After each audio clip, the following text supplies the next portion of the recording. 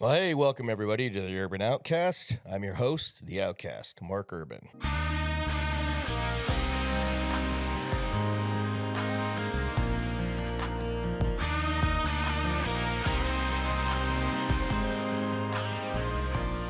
As I continue to interview interesting people throughout Bellingham and Whatcom County, I have somebody with me today who is involved in driver's education and has some very interesting things to tell you about what has and hasn't been done properly with the driver's education in this state and some of your local schools.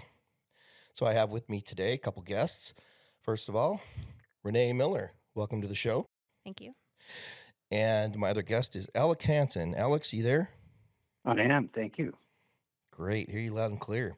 Tell me a little bit about, first of all, give me a brief introduction, Renee, about kind of what it is exactly you do. Okay, so I teach driver's ed now. I got involved in driver's ed because of what happened with my son, and I needed to know what the laws were because I knew something wasn't right. And it started off as just a parent who was mad and trying to get things corrected for my own kid and figure out what was going on, which then turned into it was his entire class and many classes before. But it's not just a local problem. It's any school district in Washington State. So what led you, first of all, or put on your radar that there's a problem? Before I started teaching driver's ed, I was one of those parents where I was like, you ain't driving my car until you know how to drive. Right. So you're going to finish driver's ed, then I'll take you out and you can drive my car. I didn't know the importance of, okay, have a class, then go out and practice. That came with the job. So my son couldn't tell me if he finished or not, which I found was a little weird. So he finished in June, or the end of June, in 22. In August, I had confirmed with the school. I called the school and I was like, I need to know if he's finished or not. And they're like, oh yeah, nope, he's completed. The completion's put in with the Department of Licensing. He's good to drive. Took him out of the road. We couldn't even make it 2 blocks. He ditched my vehicle. Ditched it meaning like put it in a ditch? He put it into the ditch. Really? Because he Okay. couldn't stay on the road. Wow. So then I started that's raising questions to me like, okay, so you went through this driver's ed program with a professional and you can't even stay between the lines or on the road. Right. So then I started probing more and more, but I still couldn't get answers. So I applied for a job to become a driver's ed instructor so I could learn the laws. That is actually brilliant. I love it. That's great. And can I ask, what school was this? Was it a local school here in Whatcom County? Local school, Whatcom County, Ferndale. Okay. So it was being taught through Ferndale at the time. Is that still going on now or no? No. When I took the issue to the school, I couldn't get anybody to talk to me. And I tried for a week with the owner of where I work with his blessing. You know, he was like, well, let's help them. And your company you work for is basically like a subcontractor? We are Private driving school? We're a private driving school. Okay. We work with teenagers, adults, we do safety classes, we do testing. Sure. For licenses, all that kind of, Gotcha. Literally everything, except issue you your license. You have to go to the Department of Licensing for that. Gotcha. So I put myself into the job so I could figure out what is supposed to be happening. And then that really raised a lot more questions because I was like, well, but my son only did this for a couple of weeks. How could he get 30 hours when the most he was at school was an hour? And then it came out with these drives. We do drives with 2 students. It's 1 hour per student, so each drive is 2 hours. What is the requirement of hours of driving they're supposed to have? So with my company, we have 2 hours of a simulator. So where they're looking on a screen to and they're being guided. Okay, this is where you look. What do you see wrong on this screen? So there's 2 hours of the simulation, and then we do 5 hours of drives in the car driving. What does the state require? That is the requirement. It is. So that's Yes. that's about 6-7 hours. We do 7, and that's our owner. It would be 6. So the state requires 6 hours of driving time. 6 hours. Yeah, just want to make sure that's clear. Yeah. Ferndale wasn't doing the simulator, so their requirement was 6 hours of in the car driving because they had no simulator. Okay. But they were only giving the kids 15 to 20 minutes and was only doing 3 drives. Okay. And then their classes, instead of like our classes are we do 2 to 3 days a week, and there's 17 classes that are 2 hours long. The kids barely got 12 hours. I right away out. If I could jump in for a second, out of the gate here, I'm starting to see a potential safety issue. Yes, extremely. I mean, these kids are already young and nervous. In many cases, are not skilled enough to be on the roads, in my opinion. And yet, here's a school that's not giving a full amount of hours required. Yeah, I can see where that would be a bit concerning. And you experienced that with your own son. Well, Yeah. Yeah, and even though, so for a 16 or 17-year-old to get a license, they have to go through a state-approved driver's ed program and pass it. So they have to get all that time. And then they practice 50 hours with their parents. But that's just practicing. The parents are not supposed to be teaching because that's not legal. It has to What be does that mean by not teaching? So does that mean giving them advice on what to do? giving them the practice. So they're learning from us. They're driving with us. They're learning the laws, what they're supposed to do. And then they go home with the parents. Our company, we have a handbook that is all done up for the parents, and each drive is broke down. Here's what we did on drive 1. Here's what we did on drive 2. So you are connected with the parents, so the parents can see where they are and are not to coach, so to speak. Yes. And how to do that. Okay. Yes. I didn't know that because my son lives most of the time with his mother, and so she kind of was more involved in it. So whenever he drove with me, I usually either didn't say something or I'd tell him, "Oh, this is a 4-way stop. You know what to do." But I didn't realize that, so that's good to know. Yeah. So it's supposed to be a collaboration. Mm-hmm. Us as the instructors, the parents, yeah, and the student. of course. So that way they can be safe. They can be defensive drivers. There's Yeah, a lot of absolutely. craziness out on the road. We don't need to add to the problem. And, we want these kids to be safe. They're brand new drivers. Yeah, absolutely. We see enough young kids getting into accidents and stuff the way it is. We don't need to short them of their educational, requirements for sure. Yeah. So you go to the school. That's where you start and say, "Hey, we have a bit of an issue here. Can you explain to me what's going on?" Go ahead and take it from there. Yeah. So originally, I had went into the high school, and then I wasn't getting anywhere with them.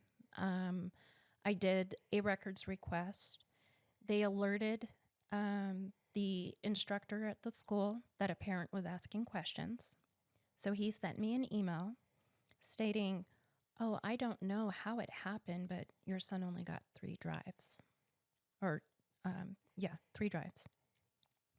And so we owe him 3 more drives. And then... And this is after they passed him. Yes. They passed him with the Department of Licensing saying he's completed, he's done, this step has been completed towards him getting his license. So sort of oopsie, our bad. Oopsie, our bad. So now I'm going to break the law again, and now we're going to do 3 1.5-hour drives to make it up. However, that is illegal. The kids are only allowed a maximum of 60 minutes in the car with us. Because, they don't, it's overwhelming. It's really stressful. Yeah. Yeah. So they're not allowed to be for more than 1 hour. They can So drive. now we're going to crunch it and Mhm. try and make up for it. Yes. So they um, basically said, okay, our bad. We're going to try and make up for it. Then what happened? He went ahead and scheduled a drive and then told me the 1.5 hours. And I was like, but that's illegal too. So then I decided, you know what? I'm going to cancel it. And they did refund my money, which, yay.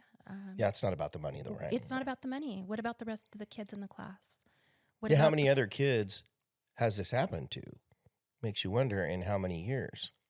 well, according to the Department of Licensing interview, he's been teaching it for 35 years the same way. Wow, with no oversight. No oversight. Well, there used to be oversight. That's where Alex comes in.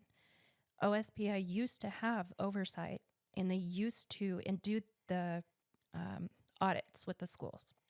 Well, let's go to Alex a minute. Alex, can you hear us? I can. Can you hear me? Yes, sir. So go ahead and tell us, what is it, the organization that you were with? Well, I'll give you a little brief rundown of my experience in traffic safety education. That's what we call it in the public school system. Um, I just retired as a teacher of 37 years. Many of those years I did traffic safety education. I am the president of the Washington State Traffic Safety Education Association. And for a while during my career, um, I was the regional traffic safety education coordinator for the Office of the Superintendent of Public Instruction. Um, but I only did that for less than a year because shortly after getting hired by them, the state cut the funding for that department at OSPI. Um, and, you know, therefore, that's what Renee was referring to is there used to be oversight. And when the two coordinators, there's one in Western Washington, that was me, and one in Eastern Washington, and we were responsible for auditing and compliance issues with all driving schools in the state of Washington, both public school and commercial. And so we got around all the schools and inspected them for compliance issues. And I can tell you that had I inspected Ferndale, I absolutely would have uncovered this issue because there's several issues of compliance that I'm learning from Renee or have learned from her in the investigation in Ferndale. Right, and this is all documented. I've actually taken a look at some of those documents, which we'll put up as overlays here in the podcast as well, so everyone can see that the due diligence has been done. Is this organization now? How did it work? Is this a state funded, or were you guys sort of subcontracted by the state, or how did that work? Um, let me back up, and I want to tell you how I got connected with this issue and with Sure, Renee. of In course. her in her even though she did her own homework and got hired by a private driving school in Bellingham so she could learn the rules and what was expected, there were still gaps, and she wanted to know how come the state wasn't finding out about stuff like this happening, and could this be happening elsewhere? If it's happening in Ferndale, then could it be happening elsewhere? So she began to find out, well, who do I talk to? And she ended up contacting OSPI, DOL, and eventually got to me as president of this Traffic Safety Education Association. Gotcha. And then that's how I became concerned about the issue because I was alarmed, just like you were. This is, in fact, a huge public safety issue. Um, so, um, in answer to your question, um, traffic safety education is mandated by the state of Washington for anybody that is under age 18. As you know, the licensing age is 18 unless you have driver education. So if you take driver education as a 15-year-old, you can get licensed at age 16 if you complete the course. The course requirements are 30 hours of classroom instruction by a certified teacher and 6 hours behind the wheel. And then, as Renee was saying, you also, in the commercial schools, not in public schools, that's not allowed. You can do simulation of 4 hours, and that can substitute for 1 hour of behind the wheel. So that's how you can have 5 hours of behind the wheel and 4 hours of simulation. Sure. So she contacted me. I was immediately alarmed at what I was hearing. So I said, send me documentation and I want to know the story. So I received documentation, and one of them was immediately concerning to me because this is the kind of thing I would have uncovered had I been auditing Ferndale. I'm looking at the drive record that Ferndale sent to Renee because she demanded the records of her son. And I'm looking at the behind the wheel driving record, and he had 3 drives only. And as she said to you, there are 3 kids in the car for an hour. So each kid is only getting 20 minutes. Mm, They're supposed to have 60 minutes times 6, or 6 hours of total time, not 6 hours sitting in the car. And so this kid had 3 drives, and then the no-show that happened in October is also recorded here. So he recorded that after the fact, after the course had been completed, after he had been given his completion certificate. And I'm looking at the comments, and the comments are telling someone like me can interpret these abbreviated notes, whereas perhaps an unknowing public person or parent would not be able to understand. But here's what he says on the comment on the first drive: major rookie, be ready. And what that tells me is that the kid, well, he wasn't a very good driver on lesson 1. Duh. I think that, I have a problem with a comment like that because it's condescending of the student. As an instructor, you right. should be thinking that this new kid, he's going to be nervous. That's what he's hired me to do, teach him to drive. Yeah, it's not The very parents, tactful.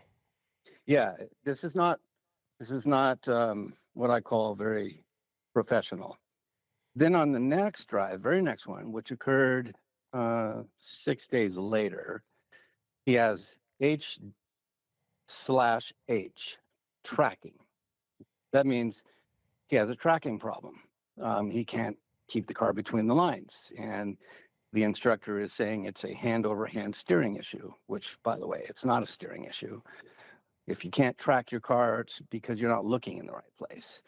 And so that tells me the instructor identified a true issue. I mean, drive 1, rookie, and that means he's not in control of the car. Second drive, he has trouble tracking. Then on his last drive that he had with this school, he says reviewed H2H, reviewed hand-to-hand driving. So all 3 drives, the kid indicated that he has control issues, and he only received a full hour. That means he was shorted 5 hours of driving, and yet he completed the program. And what happened? The kid had tracking issues when he's practicing with the parents. The parents' job is not to teach the skills; it's to supervise what the student has learned from the drive lessons. You're there as a sort of a safety check. And Sure. yes, the parent can provide instruction, but not the, they may not know how to solve the problem, like a tracking issue. So did the parent in this case have the right to assume that the student had 6 hours? Yes. Was the kid given that instruction? No. Was the kid safe as a driver having completed the program? Absolutely not. So when the car went into the ditch, this parent did what any reasonable parent would do: ask, what is going on here? How could this have happened? And she was, in my estimation, a very astute and amazing parent, because she didn't just accept the consequences and do nothing. She is a bulldog, and she went after the problem to the extreme and amazing step of actually getting hired as a driving instructor so she could understand what should have happened. Um, so That's brilliant. That's a brilliant it, move. it it's incredible. And yet I want to say something here, because in my time that I've gotten to know Renee, she has indicated to me that the agencies that she got to, OSPI and DOL, kind of brushed her off as an unhinged parent. Um, a wild, crazy-eyed, parent digging into something that she doesn't need to be digging into, because after all, the Ferndale, school shut their program down as a result of her digging. And in other words, the heat was beginning to get a little bit overcooked, and so Yeah. they thought, oh, we could be in trouble here. Well, my And sarcastic side would say, well, what does wild-eyed and crazy have to do with the truth? that's exactly what I said to her. If you read the email Right? exchanges that we had, that's exactly what I said. It You has can call her nothing whatever to you want, do. but what does that have to do with the evidence at hand, you know? Amen, preacher Yeah. brother. I mean, that's totally it. So I want to set the record straight for all your listeners in Bellingham.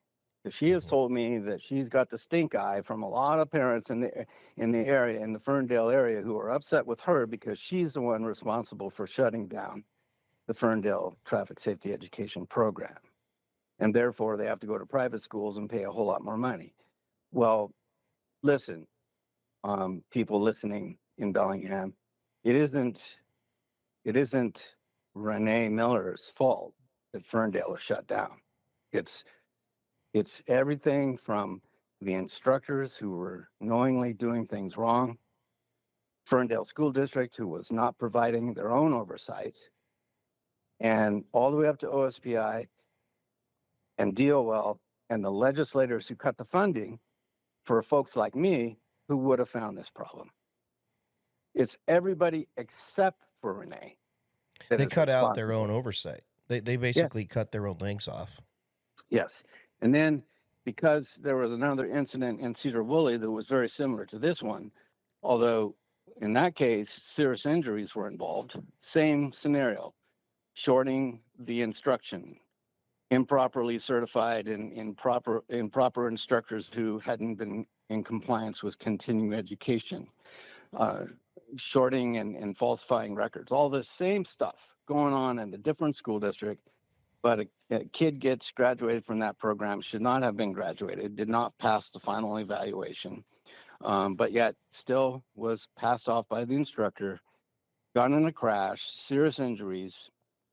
And it was only because, in that case, an instructor who alerted her legislator about the problem that something got done, but it wasn't done the right way. Because what they did, rather than hiring um, someone, the staff at OSPI to provide the oversight for the public school programs in the state, which had been cut back in 2002, they simply said, well, OSPI doesn't want the job, so we'll put it over at DOL. Driver licensing, not driver education. And so Alex, may yeah, I real quick for our audience and those who may not know, would you explain to us what OSPI is? that's the Office of the Superintendent of Public Instruction, and they provide oversight for all public school programs in the state of Washington for all all academic subjects. Traffic safety education, when the funding was cut, no longer, it was taken out of the public schools. Mostly, there are a few that still do it. Um, it was an academic program before, taught within the school day for credit. Um, it exceeded by far the minimum requirements, way more than 30 hours, et cetera. Bellingham, your next door neighbor, is the only school district in the state of Washington that still teaches it in the school day, and they cut it for several years, and they recently brought it back, essentially because of the vision of Dr. Baker and the school board there who believe that it's an important program. Well, what I'm I hearing you say is essentially that, look, you guys have been doing this for a while. You know what works. You know approximately the kind of training and time that needs to be put in for these kids to be prepared to go out on the streets without a parent. And cutting back any of that is to your detriment.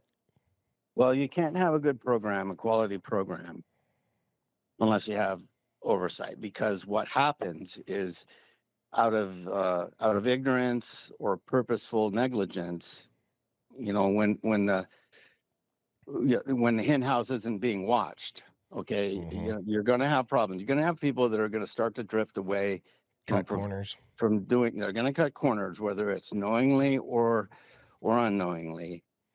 And our job, and in fact, we did it very effectively uh, as regional coordinators. We kind of had a double-edged sword. We could go out there and find something wrong and punish them. But more often, what we did is we provided uh, very frequent uh, what you call continuing education, so that people would always know what they were supposed to do and how they were supposed to do it, how they could be good instructors. And that was not, one of the things that the investigation uncovered in Ferndale was the instructors were not in compliance with continuing education. So they weren't being updated. And so I'm not surprised that they got astray and were doing things that maybe they thought were okay, but they weren't okay. And nobody was telling them that what you're doing is not okay. And that oversight is essential for public safety. And everybody that's listening to this ought to be demanding of your legislators that they need to return the coordinators at OSPI so that that this doesn't happen again, because that's my concern and that is Renee's concern. This is not about a lawsuit. This is not about punishing Ferndale. This is about how the hell did this happen in the first place? And what can we do to fix it so it isn't happening again? Well, it's almost like the train was still rolling down the track, but there was no operator. Absolutely. And Yep. I get what you're saying is, yeah, I didn't know about this. This is shocking to me. I mean, um, I definitely want these kids. I want oversight. I mean, Why these isn't are, it why is it shocking to you, but it isn't shocking to a legislator or to the governor or to OSPI? oh, my That's what I friend, would that's like. a whole That's what nother I would like. podcast. That's a whole nother podcast when you're talking about some of these legislators and politicians. I think they start to believe their own hype. And, in doing so, they just overlook it. And often it's just not on the budget or it's not as important. My question is, why did they cut funding? What made them believe that it was necessary to cut funding for this oversight? What do you think? I absolutely know the answer to that, but can I address something you mentioned? Absolutely. Or you had a question. You said, "Well, okay, so how did this all work?" When it before the funding cuts in 2002, um, one of the concerns that school boards, superintendents have always had is, hey, we can't do everything. We have a budget, and Hmm. driver ed is costly. You got to pay the instructors, you got to maintain the cars, you got to buy the cars, the fuel, everything else. It's an expensive program. And so when the state first thought about having it mandate in the state of Washington, they went to the schools and said, listen, you guys could do this program because this is where the kids are. They're already at school. So why not have driver ed in the schools, and we can save lives this way, have everybody take it. Um, the schools all said, well, you're asking us to do one more thing. With all the other things you're already asking us to do. Right. And how are we supposed to pay for that? And the state said, oh, we have a great idea. And it was a great idea. You're not going to have to pay for it out of your budget, and taxpayers aren't going to have to pay for it. It's going to be paid for by a surcharge on traffic tickets, which means if someone knowingly and purposely violates the law, thus making the roadways unsafe, if they get caught, part of their ticket is going to pay for the education of new drivers. It was an awesome idea. Yeah, it And is. why did it get cut in 2002? It got cut because of what you mentioned just a moment ago, politics. It It always was is. it was other people looking at that pot of money and going, we're envious of that money. We want a piece of that money. And they convinced legislators that the public safety education account, which was formerly called the traffic safety education account, a dedicated account only allowed to be used for traffic safety education in public schools for that program. Other folks wanted their piece of that pie. And so they convinced legislators to go ahead and cut the program. That is essentially what happened. And so then that money got reallocated to other programs, like even including something as ridiculous as parking in paying for paving parking lots in parks around the state. Now you tell me, as a taxpayer, what would you prefer? Would you prefer to be paying for this program out of your pocket, or would you rather have someone who got a ticket contribute to this program so it could exist, so that we could have knowledgeable drivers, safer drivers on our roadways? What happened? Absolutely. What has been the result of it? It's crazy, Mark. Hmm. What happened was all of a sudden, either public schools lost their programs, they dumped it because they're not getting the state funding. And so they stopped doing it. And then what happened is now the only people offering it are commercial driver training schools. Nothing wrong with them. They're fine too. But the price is higher, okay, because it's not subsidized. So now people are having to pay a higher price. And in some cases, in the rural areas of the state, there's not a private driving school within 50 miles of where anybody lives. So either because of a lack of access to a program that's geographically close enough, or a lack of access because you can't afford it, people stop taking driver education. And they would just drive illegally or wait Hmm. until they were 18 and get their license then. And listen, we taught a whole lot more stuff than just, what you have to do to pass the driving test. Sure. Now, do you know anybody, Mark, that's been killed parallel parking? I That is do not personally know. that is essentially what people are concerned. I've had kids and parents come to my first parent night, and say, "Are you going to teach us parallel parking?" Well, yeah, that's part of the course. Why? Because I want my license at 16, and I hear that it's on the test, and I have to do it. I have to do it. Uh, it's not about parallel parking. It's not about that stupid, ridiculous 15-minute exercise in getting a license where you're just driving around a few blocks in a residential area and parking. It is about how to, my concern is this. Okay, what if Renee's son had gotten on the freeway with that tracking problem, Right. and at 55, 60 miles an hour, he drifts into another lane instead of a ditch? Wow. Now we got a serious crash here. And do you go on the freeway or the highway on that state driving test? You do not. And so we're all backwards here.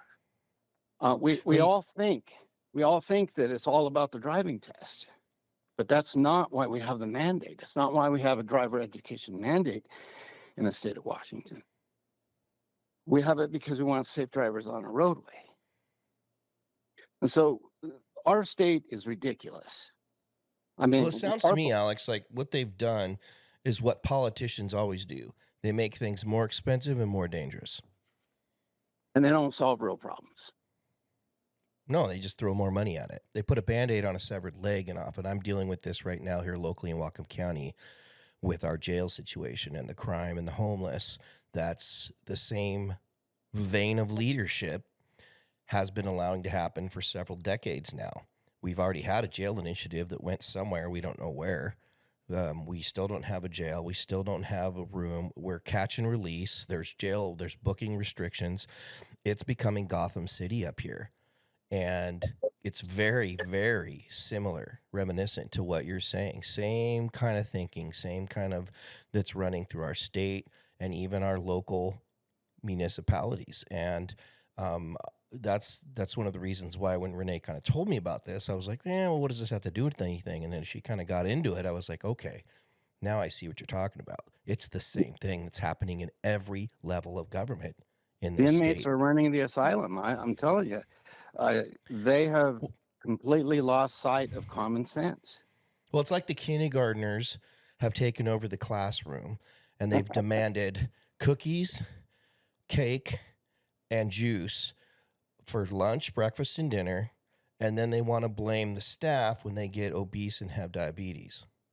Yeah, It's exactly what it is. Push the buck down, kick the can. It's not our fault, it's somebody else's fault. So this is great.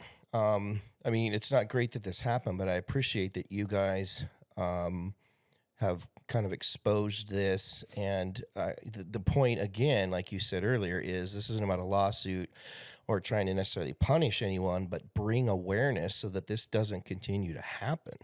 Yeah. And where Alex was coming from with the lawsuit when this had started, and I did a records request through the Department of Licensing. When I filed a complaint with OSPI and I was blown off. The Mindy Smith at OSPI basically told me, we consider this matter handled because you've been refunded and the instructor stepped down. Okay, well, let's backtrack on that. The instructor stepped down because when I went into the school, I had already reported them to the state because I gave them a week to talk to me. Nobody would talk to me. The secretary to the superintendent talked to her 3 times. And I said, you have until the end of this week or I am reporting you guys. So I gave them a chance. I did the report with the superintendent, with the OSPI and the Department of Licensing. She wasn't an investigator for Department of Licensing. I guess like the secretary. She contacted OSPI, Mindy Smith again, and was like, okay, we have this complaint. What's going on? Well, Mindy Smith told her, oh, well, it's been resolved. So DOL closed the investigation. They did nothing. So 6 months later, Ferndale was going to reopen the program. And I had been talking, I had talked with the superintendent. My neighbor at the time was working at the district office. And I know that she played quite a bit of role into this whole situation. Do you think, just real quick, do you think this is incompetence or do you think they're covering for each other? They're covering for each other. And the proof is all the emails, all the communication. That's why I did the records request. The records request proves it. I have all the emails. I have Mindy Smith telling Department of Licensing this is handled. Give me a call. Renee doesn't want to. She's not accepting. She's making calls and just talking to anybody to get the answer she wants. Susan at Department of Licensing even sent her an email back and she goes, well, what do you think she wants to hear? Because you guys actually passed him. Because they were putting children's lives at risk. There's been many accidents involving Ferndale students where they've either died, been seriously injured, or killed. And did they go through this program? I don't know. But it makes you wonder. It definitely makes you wonder. I mean, that's a lot of kids going through that program over how many years? Well, I know the instructor was there for 20 years at least. And if I remember reading in one of the documents when he was asked about continual workshops and instructor training and updating, that he basically said no, he hadn't really done it. Nope, there was nothing. when asked why he was, teaching the way he was, he said, that's all I've been doing for 30 years. Exactly. So when this started, and when I found out Ferndale was planning on reopening their program, I did a records request through the Department of Licensing because, yes, when this started out, it was Ferndale. And then I asked them, I'm like, okay, I want the program shut down, refunded, of course, because I'm going to put my kid through another program that's competent. And I didn't want that instructor teaching anymore because he wasn't doing it properly. And that's why the program got shut down.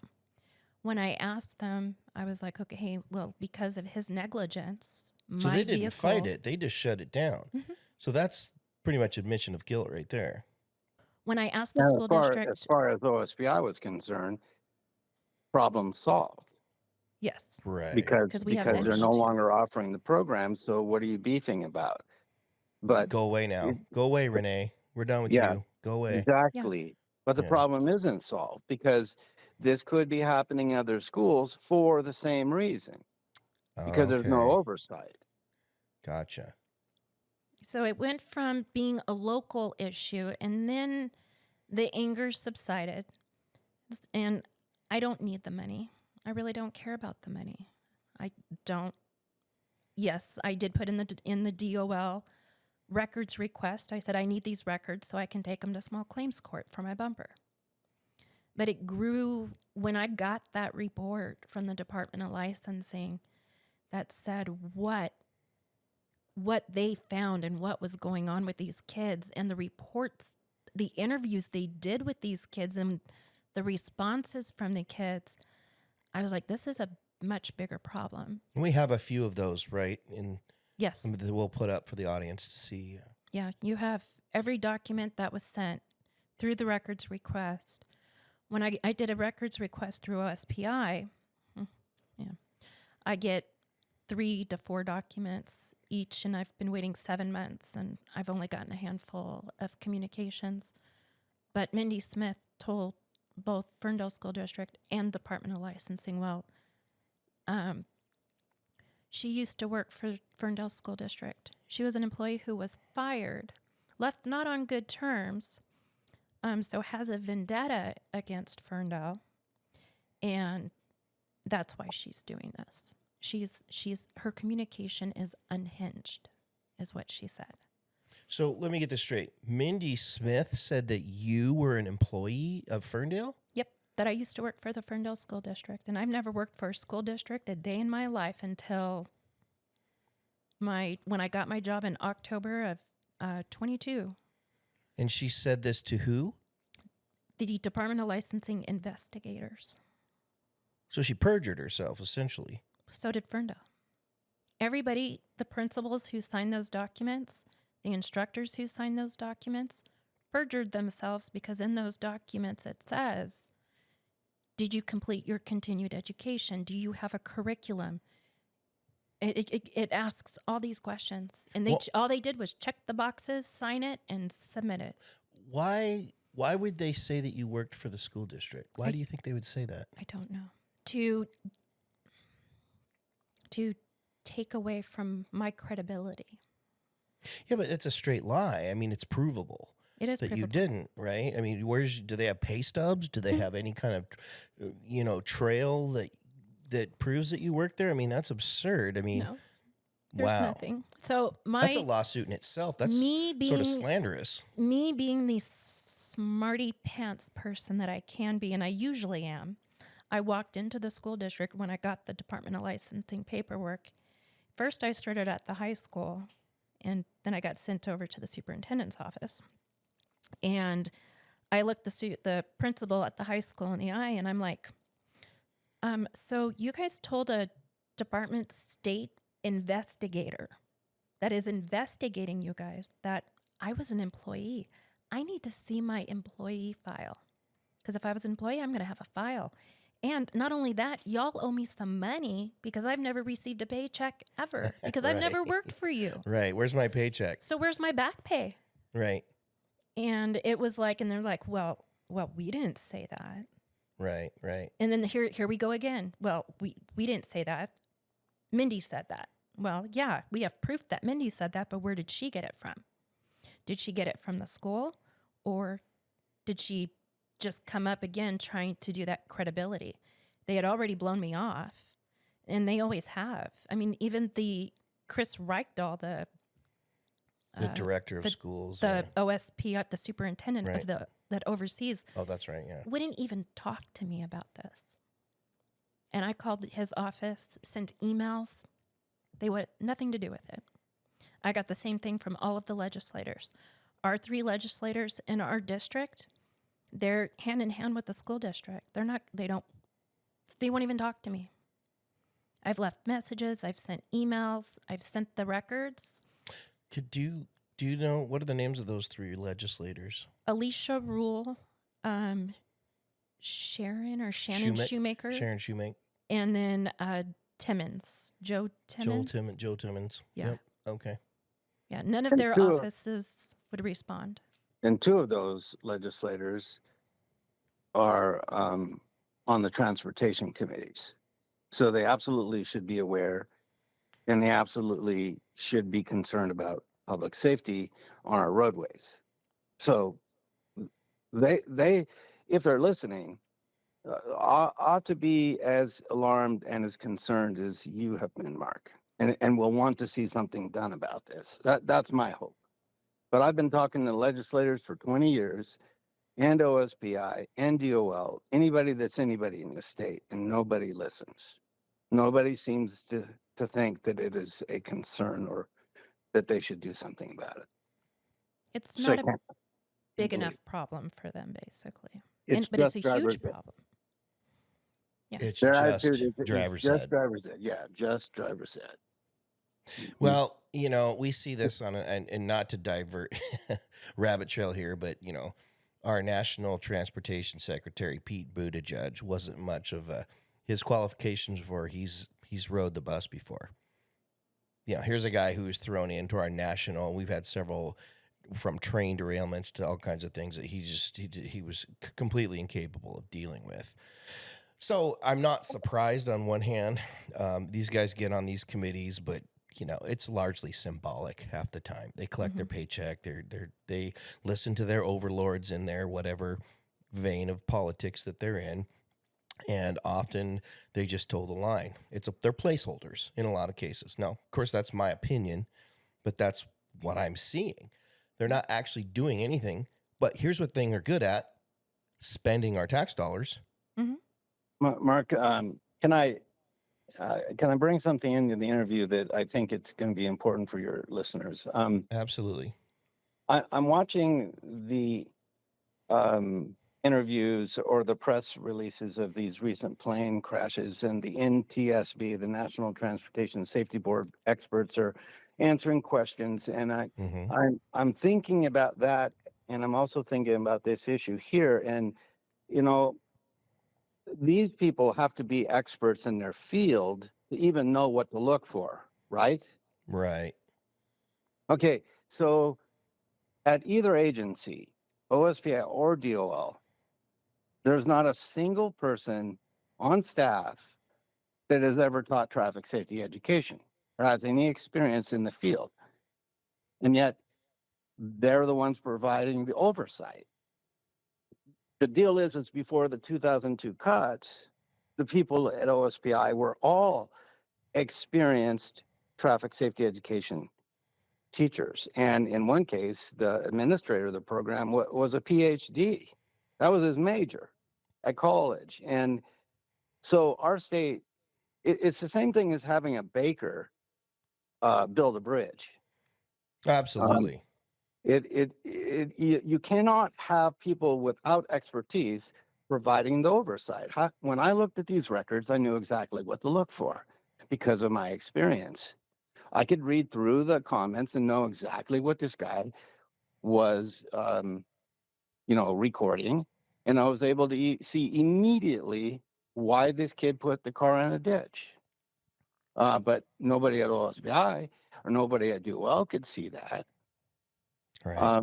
So again, we have an issue that is easily solved And it's not even a big funding thing. I mean, just simply start using, put a new surcharge on traffic tickets, Use the funds wisely.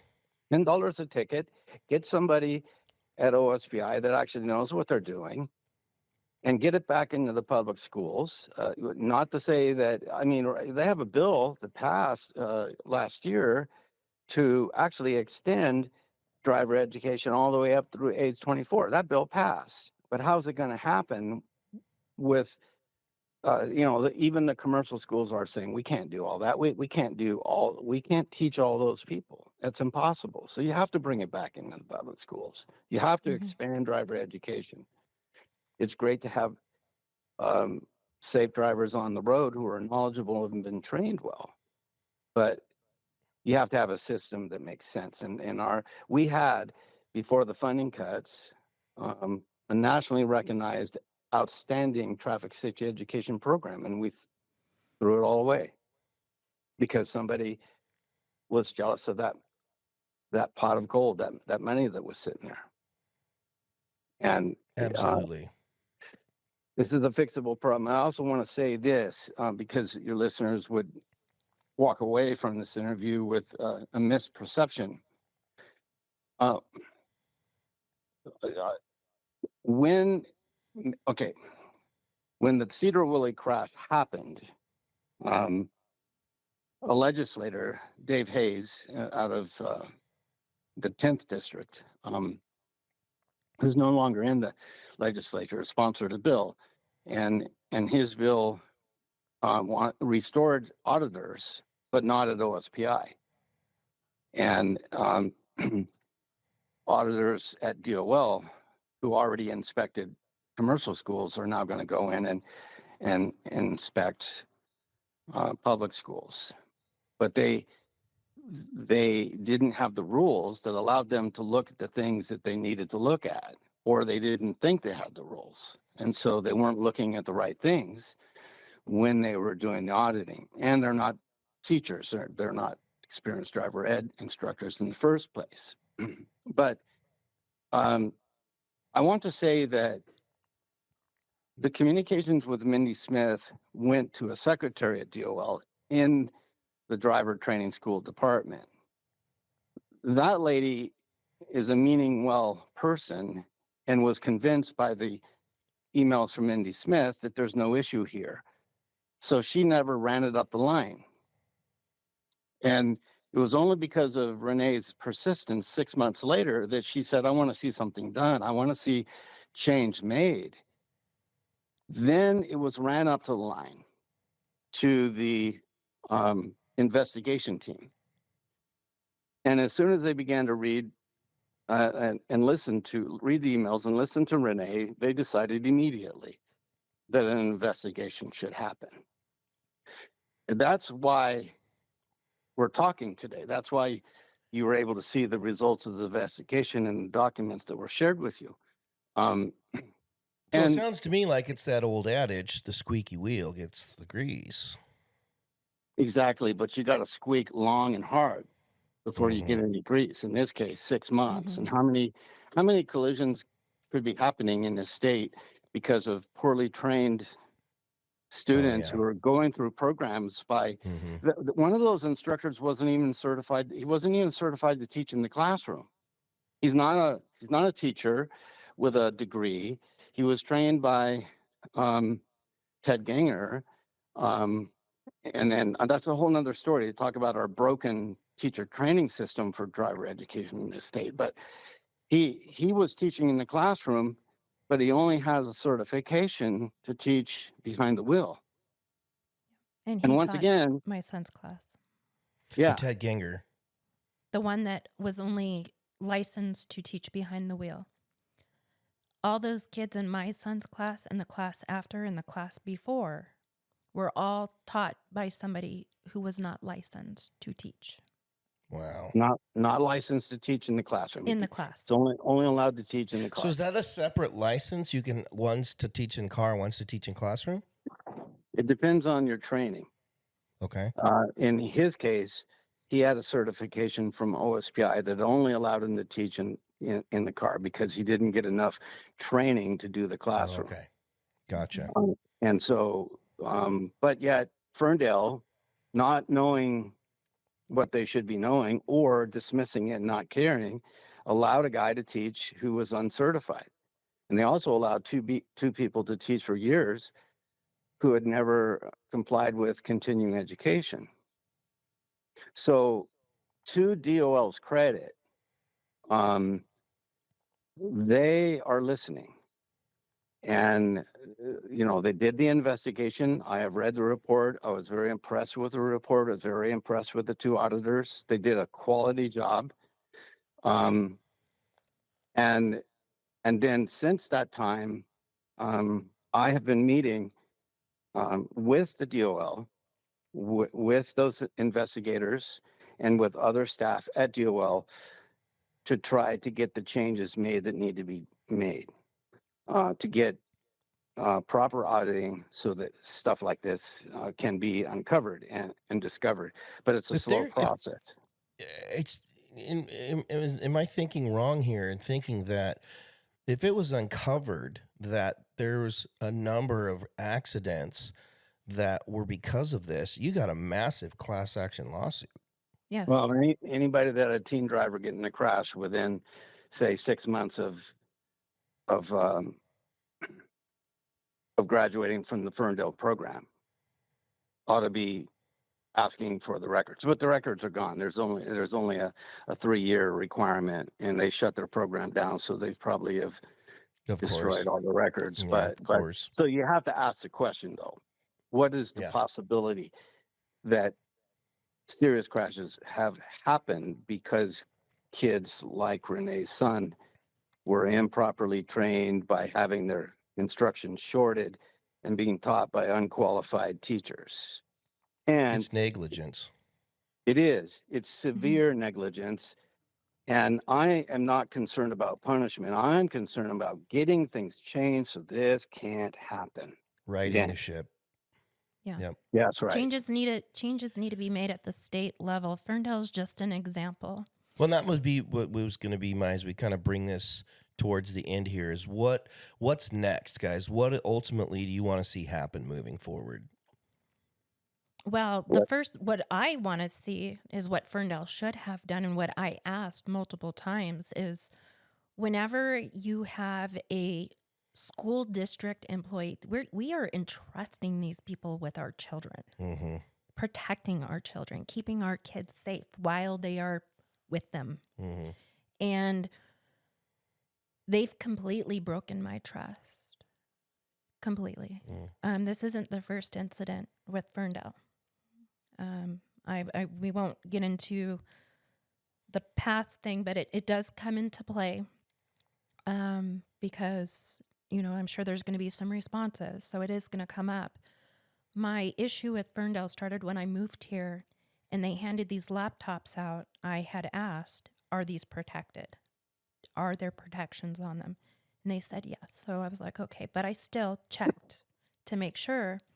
A high school student told my son how to bypass our protected internet to a neighbor who didn't have a password and how to go look up stuff. I took that laptop. There are videos on my page and on Ferndale Neighbors that I posted with me sitting right outside the high school with that laptop, pulling up porn sites and Wow. ISIS and everything else. Wow. Those computers still to this day. So that's where it kind of started because I'm like, I had to put my kid into therapy for 5 years because I was like, I didn't want him having that Right. perception Mm-hmm. about women. Sure. And then there's this, and this is like, this isn't just okay, well, here's a computer. I mean, now you're putting the kid behind a 2-ton Right. machine that is Right. going to kill people. Right. Computer ain't going to kill people. Right. These cars will. And the kids, the parents. I have a friend who I tried desperately to try to get her to understand when her daughter was in an accident, and I can't prove that this kid went through the Ferndale, so we won't go there. But this particular child, we're talking, 16-year-old girl who obviously didn't know the laws or didn't care. She was driving drunk, racing her boyfriend on the freeway. She flipped the car at Fairhaven. My friend's 15-year-old daughter was ejected out of the windshield and has been in a wheelchair ever since. So, parents to blame? Absolutely. The person who driving the car, blame? Absolutely.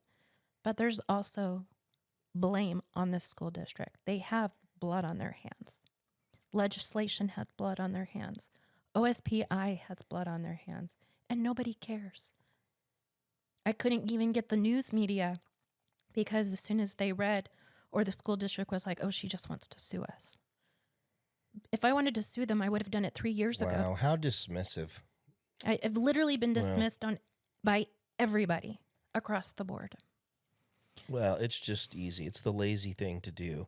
And most people aren't a pit bull like you are. And they're not willing to necessarily, it's exhausting. I can't Yes. imagine the amount of mental and I mean just going through that. But most people just they're not up to it. And I think these guys, sounds to me, got a little caught off guard. And here you are saying, no, I'm not going to let this go until something's done, or at least it sounds like it's starting to with DOL now. Yeah. It's starting to rise to the surface. You stir up enough cream and you're going to make butter pretty soon. So it sounds like that's kind of where you guys are starting to get. We're starting to get there. It's too slow though. Yeah, it's really Wow. slow. Yeah, It's of not course. happening fast enough. And in answer to your question, Mark, what do I want to see happen? I want to see several changes. One is the system of oversight. We need better oversight, and that's going to require staff at OSPI to provide the oversight for the public school system. This is for traffic safety. As long as we're going to have traffic safety in public schools, we need proper oversight. Absolutely. We need better teacher training, and we need to make sure that instructors are in compliance with their continuing education. And we need good continuing education. All of that is gone now as a result of a governor signing a bill that cut the funding. So we need funding. Funding is important. I hate to say that it's always about the money, but you can't have a program without paying people to run the program. So you need quality people doing the job well. You have to have a funding formula that works, that doesn't put an extra burden on taxpayers. So we need to ask ourselves the question, were we doing it right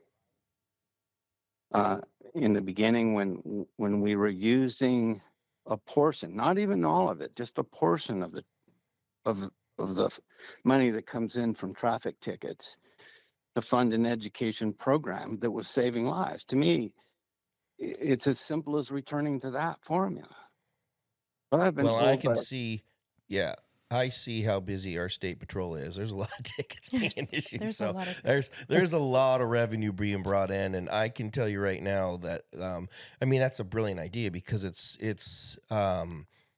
essentially free money. Well, here's the other problem, though, with this whole situation with Ferndale, though, Mark. Ferndale was charging parents for this program. We paid now a private school. When I started this was about $490. It's like $520 now. So parents were paying less, of course.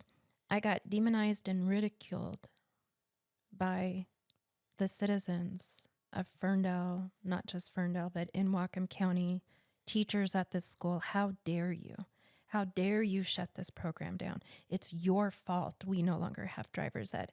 It's your fault that a fantastic teacher that's been with the district for 25 years because he's a coach for the school, how dare I ruin his career How dare you bring safety to light? Yeah. How dare I? I mean, Yeah. I also tried to get the school. I had asked the school multiple times because when a professional, especially a school district professional, when they have done something wrong, like if they, let's just say, for example, a parent finds out their kid was molested or raped by a school official, the superintendent will file a professional, well, Alex would know more what it's called, but it goes through OSPI, and their professional license is at risk. None of that was done in Ferndale's case because they protected him. Well, sorry to digress, but Washington's trying to pass a law right now where I forget how long it is. They have like up to 2 weeks or so before they can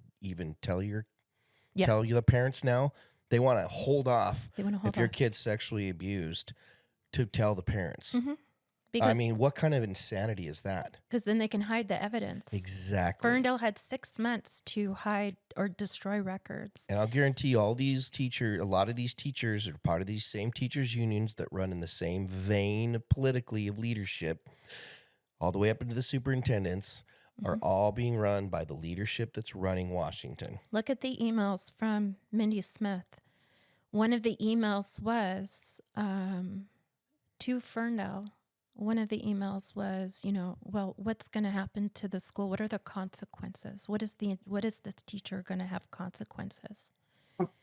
And it's like the laws say there's consequences, but nothing happened. He still works for Ferndale School District.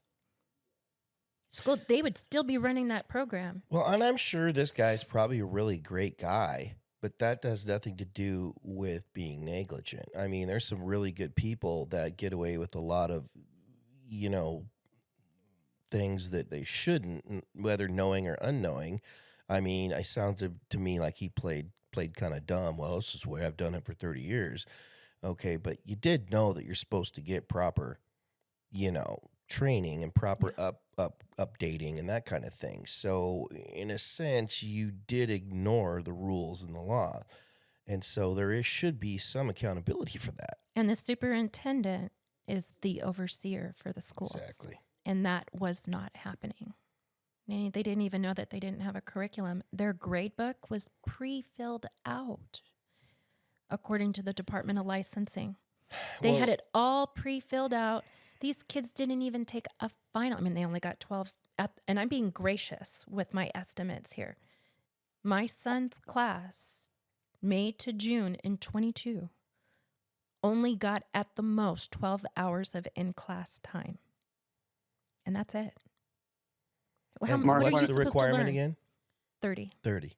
Wow. Under Mark, half. when I was the regional coordinator, I remember I had a double-edged sword. One part of that sword was, where I could carry the big stick and come in and spank you if you weren't doing things right. So I could bring in the heavy club or the light club, but I could come in and say, listen, you're not doing things right. So the punishment factor. But what I did most of the time, because I was able to see things that weren't being done correctly, knowingly or unknowingly, the part of my job that I enjoyed the most was helping someone do it right. And that's what I want to see happen. The fix to this is to take someone like Ted, who, you're right, I've talked with him. He is a nice guy. He probably is a good teacher, probably is a good history teacher. But and he should be allowed to keep doing that. But if he was, in fact, having the attitude that, well, I've always done it this way and nobody's ever said anything, that nobody's ever told me it's wrong. So the message I'm getting from the state is it's okay to keep doing this. Even though if he did know that it wasn't okay, the message that he's getting is it is in fact okay because nobody's caring. Nobody's Right. telling him to stop. Nobody's telling him this is the way you got to do it. And that's what Exactly. I want to see fixed. So at the end I of the want day, you guys aren't here to wreak havoc, punish, and be vindictive. You're here to save lives and correct the record that needs to be corrected. Yes. absolutely. I am here to tell what has happened with Ferndale because, I mean, obviously it happened in Cedar Woolley. Now it happened in Ferndale. It's happening Those in could other be going on all over schools. the It's state. going on all over the state. So that is the goal.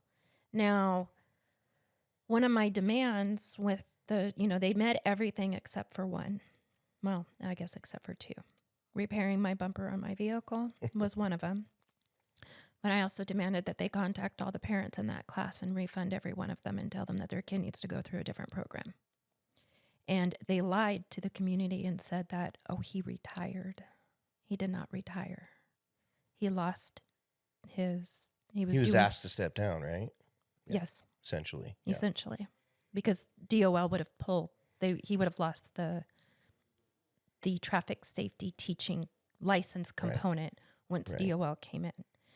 But and then the school district hid it all because they wanted to reopen the program with somebody else, which Now- is fine. They can have it.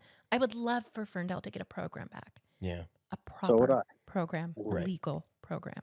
Alex, Yes.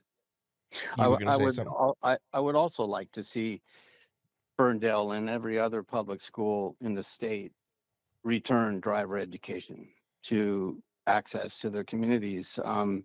But I want it to be quality. I want it to be done right. I want the teachers to be trained well. I want them to comply with continuing education so they can keep their sharp edge. And I want school districts to understand what they're responsible for. I mean, we have paper compliance right now. The if you could look at the records there, you would see the year after year, OSPI granted authority for Ferndale to continue a program simply by a one-page affidavit where Ted Ganger and the principal and the superintendent all certified by checking a box that they were in compliance with all the rules. But I highly doubt if they even understood what those rules were in detail. Hmm. And so you can't have paper compliance. You just can't. Can't have people doing it that way. We have to have on-site inspections where someone like me who knows what to look for comes in, looks at the records, looks at the curriculum, and says, okay, everything looks great except for this. And you got to get this fixed. And they did back in the day.